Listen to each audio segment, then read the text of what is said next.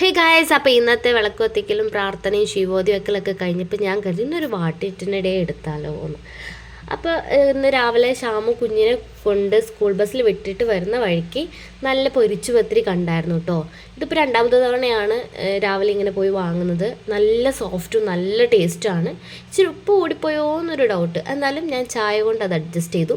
അങ്ങനെ ഉച്ചത്തേക്ക് നല്ല പൊന്നേരി ചോറും പിന്നെ സിലോപ്പി തലേദിവസം വെച്ച കറിയാണ്, അതും മുട്ട ഓംലേറ്റ് കുഞ്ഞുള്ളിയൊക്കെ ഇട്ടുള്ള ഓംലേറ്റും പിന്നെ പച്ചപ്പയർ തോരനും മെഴുക്ക് വരട്ടി എന്നൊക്കെ പറയും നമ്മൾ, അതുമായിരുന്നു കേട്ടോ. നല്ല ടേസ്റ്റ് ഉണ്ടായിരുന്നു. തലേദിവസത്തെ മീൻകറി ആയതുകൊണ്ട് സിലോപ്പിൽ ആ പുളിയെല്ലാം നന്നായിട്ട് പിടിച്ചിട്ടുണ്ട്. അങ്ങനെ അതും വയറ് നിറയെ കഴിച്ചു. ഞാൻ കുട്ടുവിന് വാരിക്കൊടുത്ത് അവന് സമാധാനത്തോടെ എത്തിയതിന് ശേഷമായിട്ടോ ഞാൻ കഴിക്കുന്നത്, അല്ലെങ്കിൽ എനിക്കിതൊന്നും കഴിക്കാൻ പറ്റില്ല. അവൻ ഇങ്ങനെ അടുത്തൊക്കെ വന്ന് എന്നെ ഞോണ്ടി പൊറുക്കിയൊക്കെ ഇരിക്കും.